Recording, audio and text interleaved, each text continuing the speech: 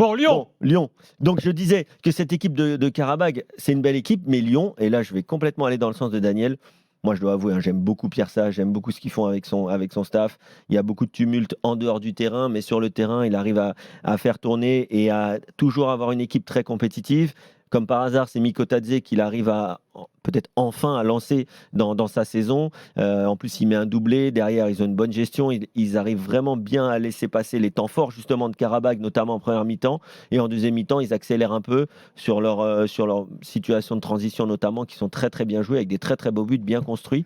Et franchement, ce que fait Lyon et ce que fait Pierre Sage depuis qu'il est arrivé, je l'ai dit, c'est extraordinaire. Et s'il les qualifie pour la Ligue des Champions, je continue de penser qu'il faudra une statue pour Pierre Sage devant le Parc OL, parce qu'entre les avoir sauvés de la Ligue 2 et cette année, arriver à manager. La statue va quand même se calmer un petit peu. Non, mais une statue, tu vois où je veux en venir. Arriver à manager cet effectif avec des joueurs qu'on lui a mis dans les pattes en fin de mercato, avec d'autres qui devaient partir, qui sont restés, etc. D'autres qui vont partir. Donc, c'est annoncé vont sûrement partir. Ouais. Franchement, il fait un gros boulot et surtout, je trouve que son équipe, elle a une identité. Donc, tu vois qu'on peut faire un gros boulot même quand c'est un petit peu compliqué à côté. Ah, mais ça, c'est sûr. Donc, ça existe de bien travailler. Il n'y a pas besoin d'être indulgent. Mais c'est pas parce que tu n'as pas les résultats que tu ne travailles pas bien. Lyon est 7e ce soir avec 10 points, donc c'est très bien parti évidemment. Peut-être même pour la qualif directe. Ils peuvent effectivement viser le top 8 et surtout, il peut et il le fait gérer son effectif en fonction de ce qui se passe le week-end, parce que mine de rien pour l'OL, ça devient capital d'être top 4 en championnat pour viser la Ligue des Champions. Ils sont pas très loin de la zone, donc ils sont encore en course. Il fait tourner. Je pensais que Cherki démarrerait pas aujourd'hui. Aujourd'hui, il n'a même pas eu à faire rentrer la Casette. Il est resté sur le banc. Ouais, alors après, il l'a fait sortir. Hein. C'était quoi, une demi-heure de la fin?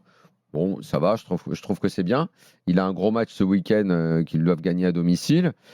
Contre Nice d'ailleurs, vu ce qu'on a dit sur Nice avant. Bon. Vu la gestion de son effectif, le niveau de jeu du moment, j'ai l'impression que tout va plutôt bien à l'OL en ce moment. J'aime Lyon qui recevra Francfort en prochain match avant d'aller à Fenerbahçe. Francfort, ce sera un vrai et test, de recevoir c'est une très bonne équipe de Bundesliga. Et là, ils sont déjà qualifiés, non?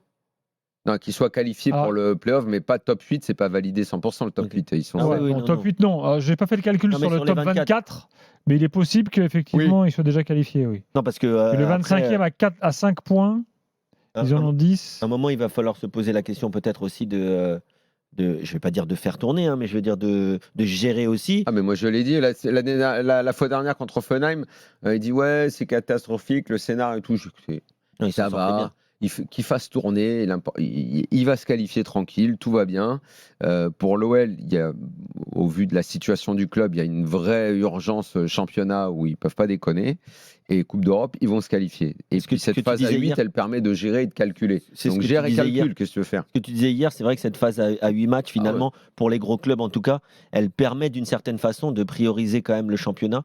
Même si, pour le coup, c'est 2 matchs en plus, je trouve qu'ils servent à rien. On aurait pu faire le même format avec 6 matchs. Je ne vois pas pourquoi en avoir rajouté 2. Parce qu'on a envie de voir des matchs, parce que c'est les... Pour le business, Kevin, pour la thune. Excuse-moi, mais les matchs de milieu de semaine, moi je passe des meilleures soirées que le week-end. Hein. Hier soir, c'est vrai que c'était sympa. Toi, t'en as marre de la Ligue 1, là. Tu veux voir que le football étranger, j'ai bien compris. Alors, je vais te le redire et tu vas essayer de le comprendre. Je passe des meilleures soirées en semaine que le week-end. Donc, ça se traduit pas forcément comme tu l'as dit. Si la Ligue 1 c'était en semaine, tu passerais des meilleures soirées?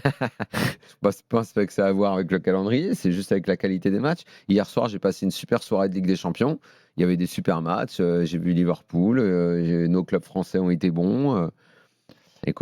Écoutez, voilà, Corentin Tolisso, en Ligue 1, les gars, les réactions. Il faut être honnête. Hein. Tolisso qui a mis un but magnifique, d'ailleurs, plein de techniques dans la lucarne. Tolisso, c'est fini, le groupe, tout ça, c'est impossible qu'il revienne. On écoute Tolisso. Je pense qu'on a été efficace. Je pense que si on veut vraiment être pointilleux, on a concédé pas mal d'occasions quand même. Ils ont été dangereux, ils ont touché la barre, si je ne dis pas de bêtises, en première mi-temps. Ils ont eu des situations aussi en deuxième mi-temps où ils ont fait des gros ratés. Mais voilà, on est content, on est ici pour gagner, on a gagné. Aujourd'hui, on a 10 points en Europa League, donc c'est bien. Tiens, et on enchaîne avec Pierre Sage, qui admet que le score ne reflète pas forcément ce qu'on a vu. Je ne pense pas encore. Je pense qu'il faudra encore des points. Et de toute façon, on se doit de continuer à performer. On aura des matchs devant notre public et on doit leur livrer une bonne prestation pour qu'ils prennent du plaisir à nous voir jouer. Dans un instant, Lucas au 32-16 pour l'évaluation lyonnaise du soir et ensuite les autres matchs. Yoann Crochet va nous rejoindre, la fameuse étude sur le piratage et tout le reste de l'actu foot. Tolisso. Bien J'ai sûr, envie de faire une petite liste. dans quelques secondes. À tout de suite. RMC, l'after-foot. RMC jusqu'à minuit 30, l'after-foot. Gilbert Bribois. 23h47, Daniel Riolo, Kevin Diaz sont là à l'after jusqu'à minuit 30. Ensuite, la libre antenne jusqu'à 1h30 du matin. Tout à l'heure, on vous raconte ce qui se passe au procès de la tentative d'extorsion concernant Paul Pogba. On évoquera également les déclarations de Rod Fanny sur Bielsa, assez étonnant. Ce sera tout à l'heure. Mais pour l'instant, on continue sur Lyon. Et Lucas est avec nous. Lucas, supporter lyonnais, salut. Bonsoir messieurs. Bon, là, tu as retrouvé un Lyon des grandes soirées européennes. Oui, ça faisait longtemps, ça fait du bien, mais c'est que de courte durée pour le moment peut-être. On va voir ça. Après, on a fait une bonne performance aujourd'hui. C'est vrai que Karabakh, ils sont beaucoup en Coupe d'Europe. C'est vrai qu'ils arrivent à avoir des belles performances, mais j'ai quand même du mal à ce que Lucas Perry soit autant sollicité pendant la première et la deuxième mi-temps, sachant qu'on a été beaucoup à 1-0. Ça aurait pu tourner au match nul, peut-être un peu comme Offenheim. On a été assez clinique en deuxième période, même si j'ai trouvé Cherki un peu en deçà. Il a aussi beaucoup cherché son but, beaucoup forcé. Et c'est peut-être un lien de cause à effet parce qu'il n'y avait pas Lacazette sur le terrain. Et quand il est sorti, ça s'est senti un peu direct parce que l'équipe a mieux joué. Même si j'aime beaucoup Cherki, j'ai ses maillots à la maison. Mais il ne faut pas crier victoire trop vite.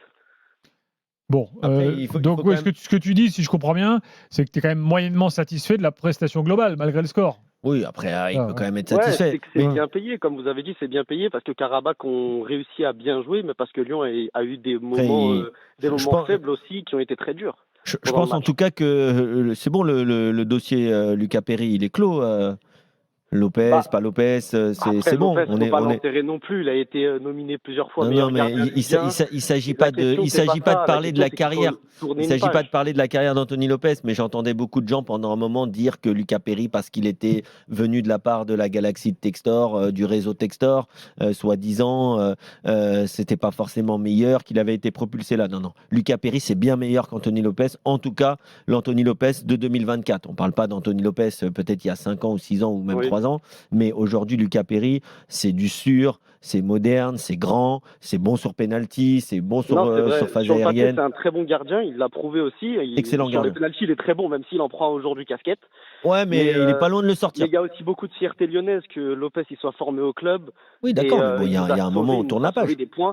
Pendant plusieurs années, on a été en Ligue des Champions grâce à lui. Donc, je refuse de dire que bon débarras Anthony Lopez, mais bienvenue Lucas Perry. Je crois pas que Kevin ait parlé de bon débarras. Il a juste dit le débat est clos. Merci pour tout et merci pour tout. Lucas Perry, c'est le gardien. Il faut féliciter pour ses performances qui sont excellentes dans un contexte pas facile quand tu dois jouer avec une figure historique du club qui te regarde, quoi. C'est tout. Kevin, tu voulais parler de Miko Tadze.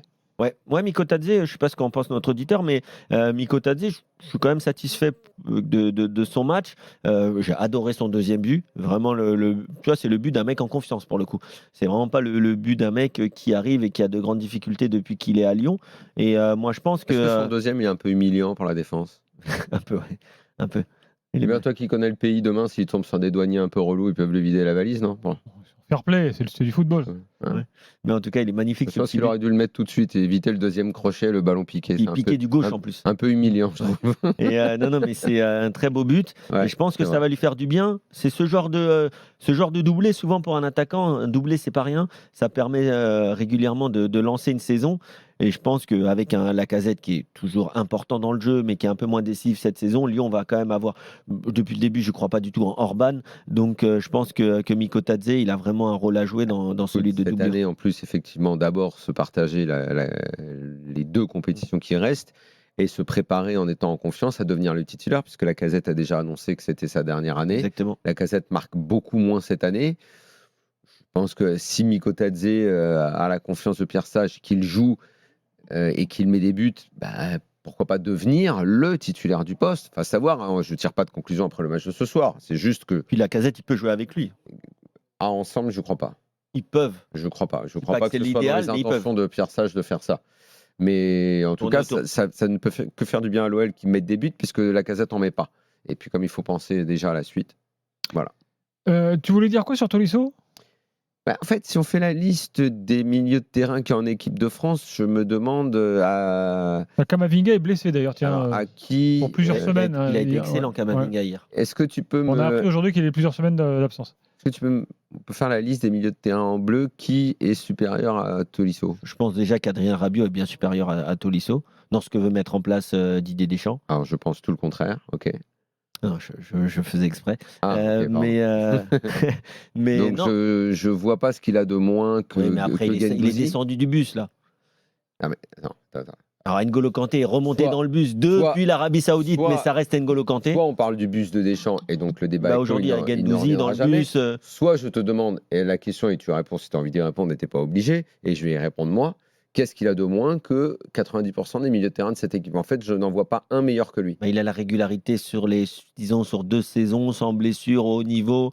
Là, il joue maintenant. Oui, mais c'est pas la Là, Ligue des maintenant, il joue. Champions. C'est pas. Et qui joue la Ligue des Champions?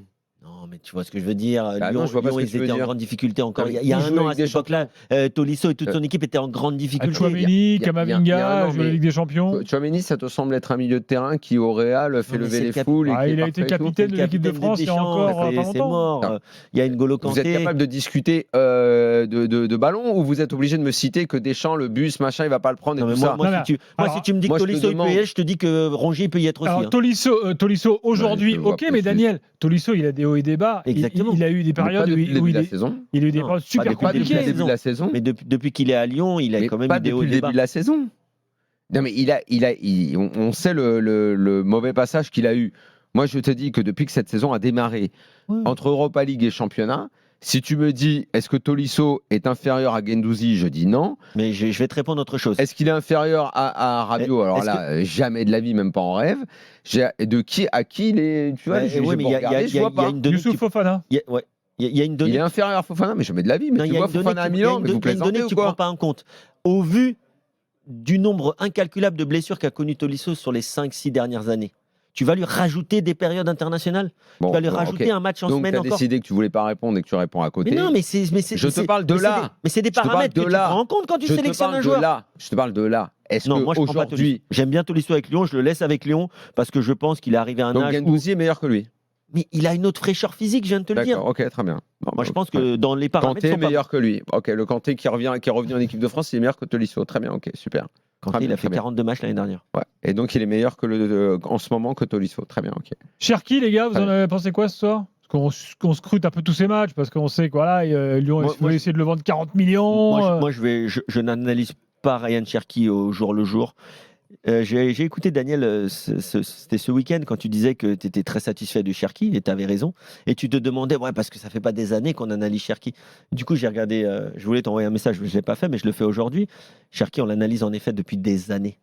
Ça Bah fait oui, je 5 sais. ans qu'il joue au niveau. Donc aujourd'hui, il Mais arrive. j'ai pas dit qu'on l'a Non, analysé c'était pas une critique. Je te dis juste que, pour répondre à Gilbert, on a surtout fait que le critiquer pendant des années, à juste titre. exactement. Donc aujourd'hui, j'essaie de ne pas l'analyser au quotidien. Aujourd'hui, c'est un match où il est moins en vue, même s'il fait toujours 2-3 gris-gris, mais il est moins en vue.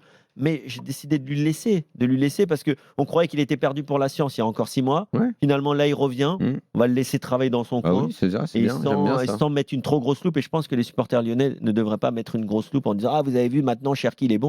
Le problème, c'est que Cherki, ça fait 6 ans qu'on l'analyse. Donc forcément, quand il est bon, on peut le dire, il n'y a aucun problème.